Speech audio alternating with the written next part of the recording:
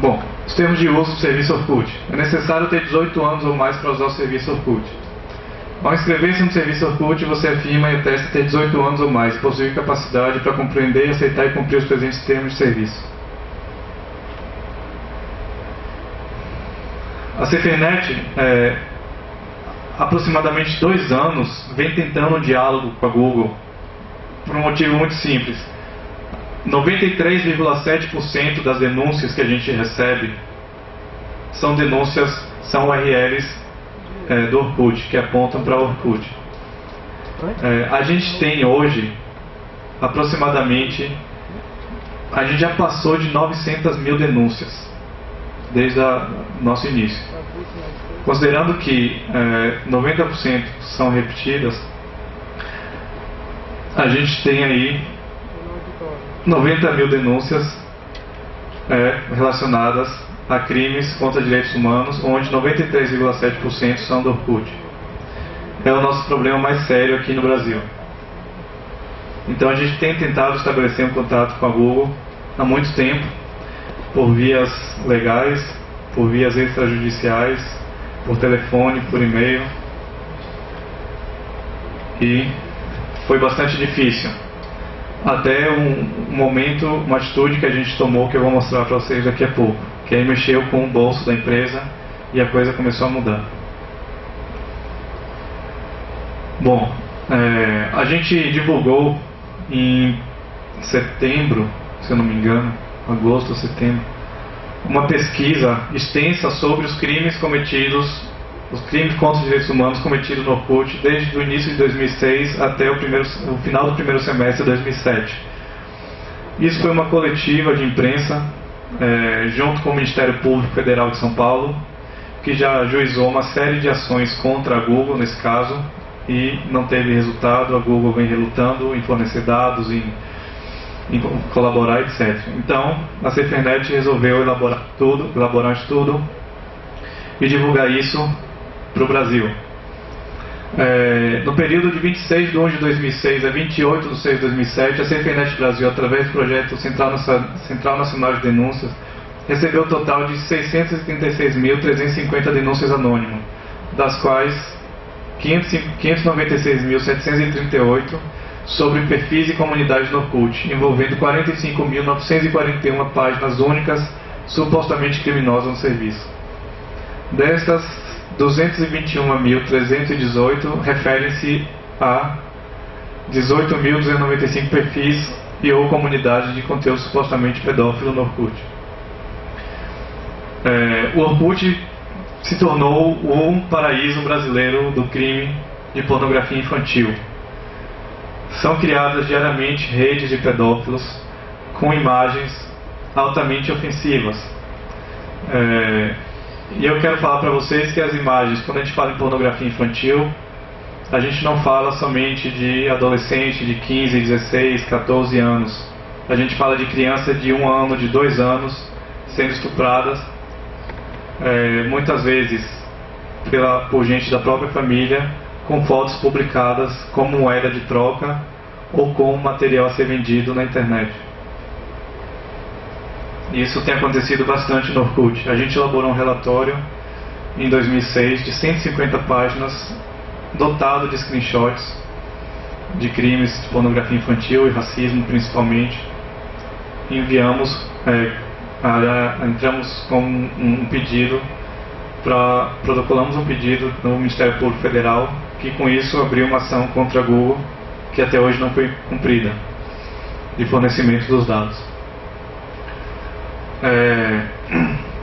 A gente tem um gráfico aí dos tipos de crimes que a gente recebe no ambiente da Google. Pornografia infantil chega aproximadamente a 40%. Apologia e incitação a crimes contra a vida é o segundo, aí, com 28,15%. A gente tem notado também um problema grave de denúncias de intolerância religiosa. Intolerância religiosa é crime, mas eu acho que é o comentário que eu ouço lá do pessoal especializado na área, que é um dos crimes mais complicados de se julgar. e a maioria das denúncias de intolerância religiosa hoje não são consideradas crimes. Então a gente tem aí uma série de informações que diz respeito também à educação da sociedade em relação a esse problema. A gente recebe muita denúncia tipificada como pornografia infantil, enquanto é um material contendo com conteúdo homossexual, homens fazendo sexo, que não são crianças. E a gente nota nessas denúncias alguma indignação homofóbica, pessoas que não querem ver aquilo e querem que aquilo saia do ar, porque questão de moralismo. A gente recebe muitas denúncias de pornografia adulta também, que não é crime e a gente não considera crime.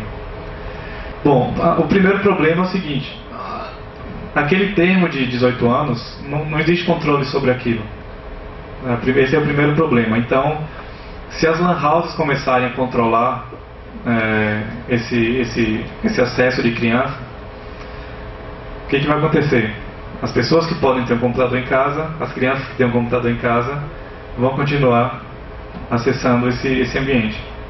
E as que não têm, as que não poderiam mais acessar a lan house sem a permissão dos pais, não iriam ter, ou teria esse acesso dificultado. Isso não resolve o problema. Eu sinceramente não vejo como restringir a idade no ambiente de relacionamento na internet possa funcionar. A internet você é anônimo na internet. Você entra na internet e você tem a possibilidade de ser anônimo. A partir disso, se você é anônimo, ninguém sabe a sua idade. Então, eu não vejo como existir um controle de idade para acessar um site. A possibilidade que eu vejo, a única talvez atualmente, é da Google, a da empresa que está lucrando com esse serviço no Brasil, que tem mais de 30 milhões de usuários brasileiros de acessos, mais de 20 milhões de acessos por dia, que ela faça esse controle, porque capital para isso ela tem. Eu andei pesquisando e eu vi que tem um link que o MySpace está chegando no Brasil, embora algumas pessoas utilizem já, mas é um ambiente de relacionamento que está abrindo uma filial aqui no Brasil, para um escritório aqui no Brasil, para se ter uma assessoria jurídica, etc. Eles fazem o controle humano de todas as fotos que entram lá. Então, eles têm uma base de dados de assinatura dessas fotos, de hash dessas fotos. Ou seja, eles não precisam analisar todas as fotos repetidas, eles já sabem quais são as fotos, se elas forem as mesmas. E eles têm uma equipe grande que faz o controle de toda foto antes de ser publicada e analisada. Eu vejo que a Google poderia ter esse controle e não tem. Se ela tivesse esse controle e essa moderação, ela poderia não ter necessidade de restringir a idade ao entrar no ambiente, porque restringir essa idade é impossível na internet. Isso não existe, na minha opinião.